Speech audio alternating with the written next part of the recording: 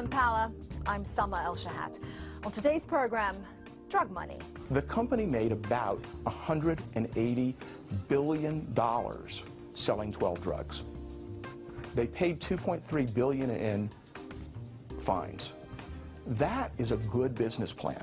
The United States healthcare industry is the world's biggest, with $300 billion a year spent on prescription drugs and rising. For many, these drugs have brought undeniable benefits. But recent months have seen health scandal after health scandal making headlines in the US. Two of the world's biggest pharmaceutical companies have been fined billions of dollars after investigations into their secret working practices. What these cases have revealed will change the way the drug industry is perceived forever. Revelation after revelation has emerged of pervasive fraud, fatal side effects, and of huge kickbacks paid to doctors. This investigation by Melanie Newman and Chris Woods reveals how healthcare became unhealthy profit.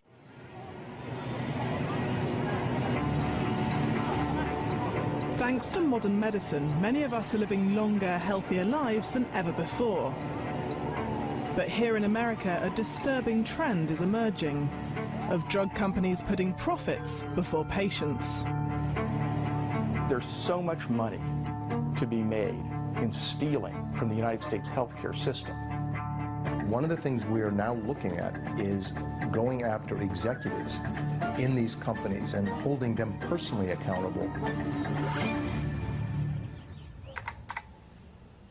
A decade ago, David was prescribed Risperdal for a psychiatric illness, a drug made by Johnson & Johnson. US authorities had never approved Risperdal for treating his disorder. It had devastating consequences, he says. He's now wheelchair-bound with diabetes and Parkinson's. In a lawsuit against Johnson & Johnson, he blames Risperdal. His lawyers have asked that we protect his identity. All I can say is about Risperdal is, like, I'm holding myself together right now, but between the Parkinson's and the diabetes, it really has done the job on me. It's a bad drug, and it should be banned. I'm a living example. No life. US regulators have ruled that Johnson & Johnson misled doctors about potentially fatal risks associated with the drug, including diabetes. And did it help you at all? No, no. Psychologically, it didn't do anything for me. It just made me sick. You know, the manufacturer of this drug, Johnson & Johnson, yes. What would you like to say to them?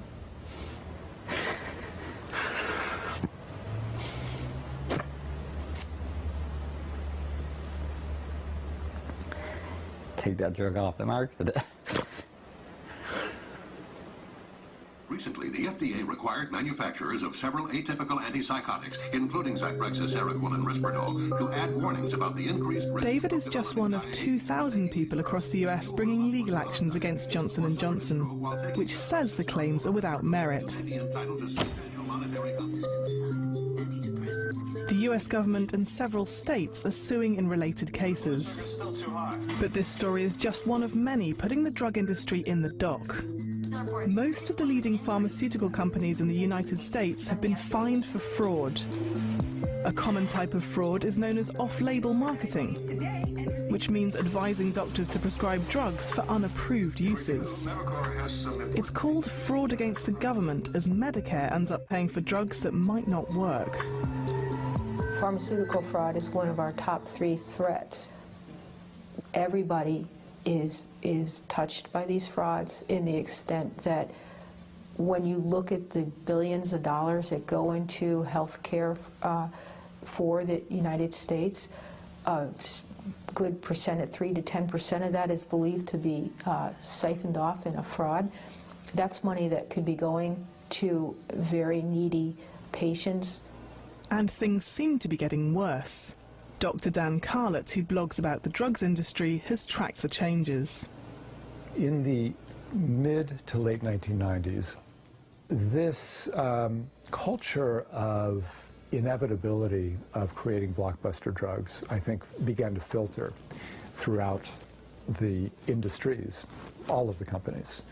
And it became an issue where if you were a drug company and you did not have a blockbuster drug and you weren't making at least $1 billion a year on a drug, you were losing out and you had to get yourself together.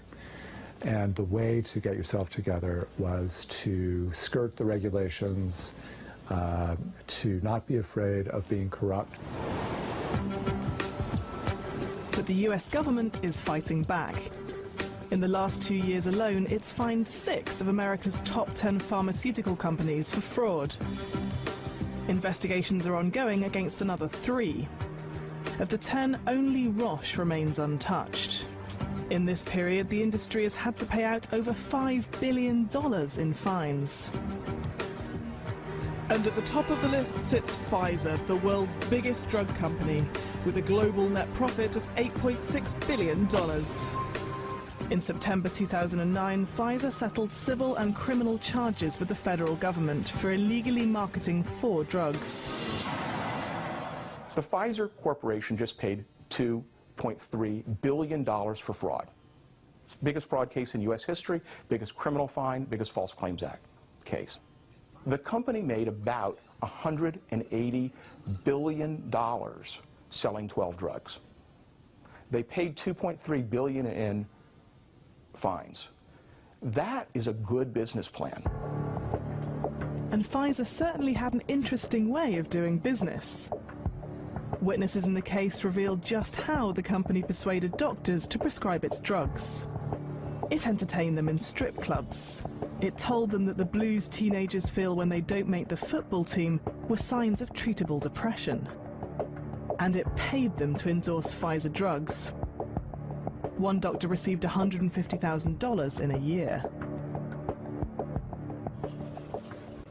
Details of Pfizer's behavior came to light thanks to a small band of whistleblowers. Glenn DeMott was a top Pfizer rep selling the drug Bextra and earning $100,000 a year. They were training us to say things to physicians that were not accurate. Bextra was not approved to be used for acute pain. And we were out there trying to get standing orders for acute pain. So that just wasn't going to work for me. I didn't even understand why we were doing it. When DeMott raised concerns with his bosses about their marketing tactics, he was forced out of his job and hasn't worked since. You sort of get isolated, and then they just start throwing things at you to make you uncomfortable. I was never told exactly why I was on administrative leave. I repeatedly asked the question, but they would not respond. DeMott took his concerns to the Department of Justice and filed a legal claim. 5 years later, he shared $7.4 million from the Pfizer settlement with 4 other whistleblowers. Pfizer told us it accepted full responsibility for improper past promotional practices related to Bextra and 1 other drug. But it denied all other allegations made by the whistleblowers. DeMott is one of a growing army of whistleblowers exposing medical corruption across America. This is largely thanks to a US law called qui tam, from the Latin on behalf of the king. It allows individuals with a knowledge of fraud against the government to bring a legal case on its behalf and share in the proceeds. So if a whistleblower is successful in pursuing his or her case, they can realize 20–30% of the proceeds, depending on the facts. Lewis Morris is chief lawyer for the gigantic US Health Department. He's increasingly using qui tam and whistleblowers to expose drug industry corruption. They bring in information that we would not likely discover just through looking at documents, for example. They've been in the corporate suites when the fraud was hatched. They were in the marketing department when the scheme to enlist doctors was cooked up. So they bring in tremendous intelligence into our effort. But qui tam has fierce critics. Harvard University's Professor Thomas Stossel, who has received millions of dollars in advisory fees from drug companies, is one of them. He's adamant that qui tam is all about clever lawyers selecting isolated evidence from a sea of documents. We have a prosecutorial extortion racket. It seems there's a lot of emphasis on emails and off-the-cuff statements that people make in the heat of their enthusiasm to sell products, and that whether that's worth billions of dollars, I'm not so sure. The number of drug companies and related industries involved in key TAM cases has soared in recent years. Today, there are almost 1,000 outstanding key TAM healthcare cases, each of which has the potential to cost the industry millions. And the law is having a longer-term impact on how the drug industry operates. Pfizer wasn't just fined, it also had to sign binding agreements forcing it to publish certain information. These agreements and the cases themselves have blown apart the secretive world of Big Pharma. For the first time, we can see millions of dollars in payments to doctors throughout the US. The amount of money, the amount of payola, the kickbacks that doctors get is absolutely jaw-dropping. In the cancer industry, the amount of money they were making was 60–70% of their money was based on kickbacks. But again and again and again, it's just astounding how little money it takes for a doctor to sell out a patient. Dr. Dan Carlett was once on the industry's payroll, giving talks to fellow doctors about drugs. Obviously, a Fortune 500 company paying you money to talk to doctors, they're expecting something out of the bargain, and I knew that. What I wasn't aware of was how strong the pressures and the incentives would be for me to tweak and slant the kinds of, the ways that I deliver the information to the doctors. Drug companies Pfizer, Eli Lilly, GSK and Merck now publish physician payment figures online. In 2009 alone, they paid doctors in the United States an estimated $200 million. These vast sums pouring into the medical profession are having far-reaching consequences. Lawyer Steve Scheller has seen this firsthand. A veteran of medical lawsuits, he's now involved in a fight with Johnson & Johnson. We've heard Risperdal accused of causing diabetes and Parkinson's. Scheller says that in adolescent boys, the drug can cause other serious complications. We have, at this time, approximately 50 children and teenagers who've developed gynecomastia, which is growing breasts, as a result of risperidone or Risperdal. Now, several of our clients have had mastectomies, double mastectomies, as a result of, if you're a teenage boy and you're running around with breasts, and obviously it's going to affect you very, very substantially. It's one of the worst injuries I've ever seen in terms of its permanent effect.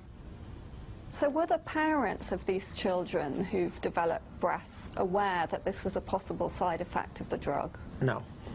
The parents are usually never aware of it, never understand that it was a potential side effect. One of these parents is Eileen Stein. She's one of Scheller's clients and is fighting for compensation for her 14-year-old son. Abby, come here. He was treated with Risperdal for ADHD, or attention deficit hyperactivity disorder. But the drug had never been licensed by US regulators to treat his condition. Age 5 or 6, he was prescribed Risperdal. And I guess within 2 to 3 months of taking it, my husband and I noticed he had a weight gain and what we would call man boobs. So I called the psychiatrist and I told her, my son is experiencing, or we just noticed this, and she said, okay, let's stop that right away. How visible are your son's breasts? Well, unfortunately, even with clothing, you can see them. I mean, to put it bluntly, he's actually larger than like what you consider a flat-chested woman. It started to affect him really emotionally when he went to school and another student actually said to him, you have boobs, or why do you have boobs? I think it should be taken off the market, or at least in bold capital letters, warning. So how did a boy end up taking a drug that made him grow breasts? Federal investigators are looking into claims that Johnson & Johnson illegally marketed Risperdal for use in children, including those with ADHD. The company was paying some of the most influential doctors in the field. Professor Joseph Biederman is a psychiatrist at Harvard Medical School. He was called as a witness in the Risperdal lawsuits and is speaking here under oath. Full professor? Mm-hmm. What rank are you? Full professor. What's after that? God. Did you say God? Yeah. Biederman is an authority on bipolar disorder. He's helped fuel a huge rise in young children diagnosed with the condition. And he's strongly advocated using Risperdal and other antipsychotic drugs to treat them. In 2008, a US Senate committee said Biederman had not declared to Harvard most of the $1.6 million in outside income he'd received over a 7-year period. This was income from pharmaceutical and non-pharmaceutical companies. Johnson & Johnson was one of them. The company also paid for a research center at Harvard University headed by Biederman. He says it was set up to understand psychiatric disorders in children. But the Senate's investigation shows Johnson & Johnson had different aims. Before any research was done, the company made clear what the outcome would be. It would prove Risperdal was effective and safe. I'm asking you if you agree that you are one of the most forceful advocates of the aggressive treatment of preschoolers. I am. Would it surprise you it's over 20% of all the Risperdal that's used is used in kids? I have no idea how much Risperdal is used in children.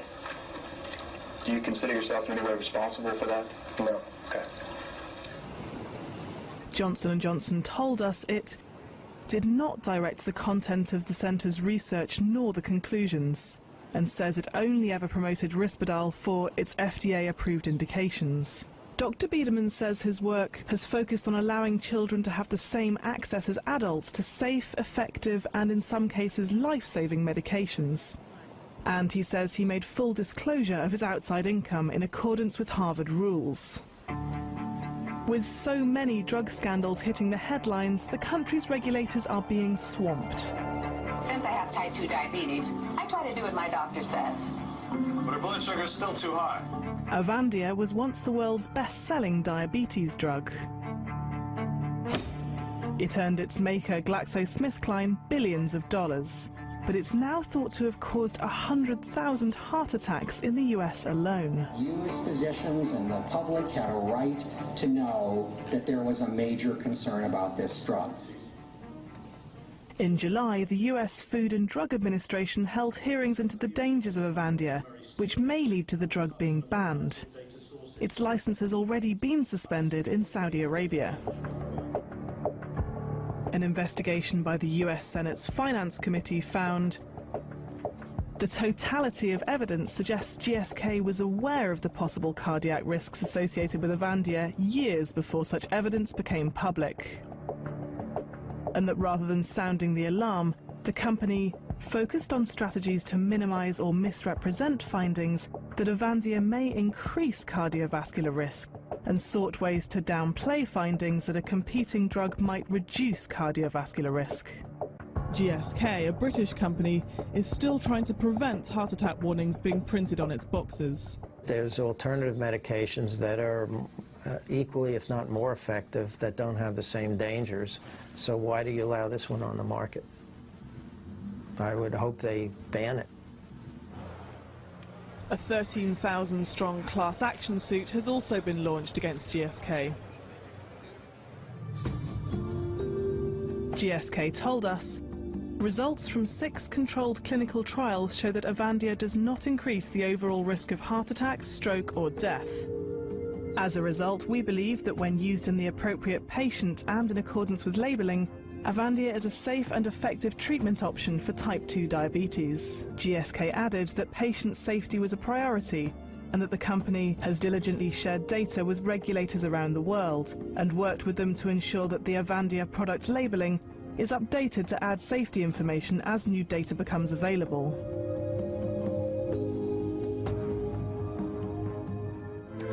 you may be entitled to substantial monetary... Many of America's leading pharmaceutical corporations appear mired in corruption.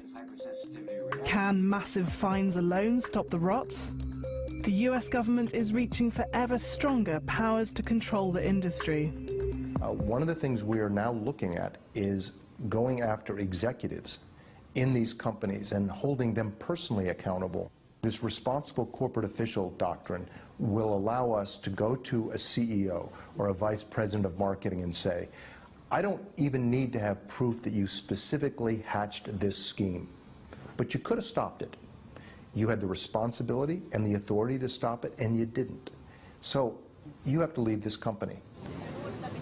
And as this investigation has learnt, the Department of Health is even considering breaking up drug companies found guilty of corrupt and unethical practices. In the drug industry, we have a case that is moving to final resolution, where we are going to be requiring a subsidiary and all the package of the subsidiary, its assets, its products, must be sold off to a third party. The parent company can no longer own that part of the company. No drug company would speak to us on camera. The industry body did issue a statement saying it believes that compliance with healthcare fraud laws is critically important and that it seeks a balance between appropriate enforcement and preventing unnecessary litigation. Thousands of US doctors continue to take cash payments from the industry and argue that they're doing nothing wrong at all. My wife and I go to Zambia twice a year. We do medical and dental work in rural communities. Could never have done that if I had to live off my academic salary. So freedom, the freedom to do things such as work with industry, which I think adds value, everything I do I think adds value, has enabled good patient care in a place where I never would have been able to do it before. So I'm proud of the money I've made, and I wish I could make more. Can you put a figure on it? If you had to estimate how much you got from... Millions. And more people ought to say that. For others, the drug industry is less the solution, more part of the problem. Industry has a deeply entrenched culture of corruption. This is ripping off our oldest, our sickest, our poorest. We're not getting better health care anymore from the pharmaceutical industry. We're getting bigger prices. And some, like David, now see themselves as victims of an industry's search for unhealthy profits. I will not take another pill. The drug industry is too powerful over small people or the average person. They don't know what they're giving them. They know what they're giving them, but the people don't know what they're getting. That's all I want to say. That's it for this edition of People in Power. If you'd like to comment on our report or any other matter, we'd love to hear from you on aljazeera.net/English. Until next time, bye-bye.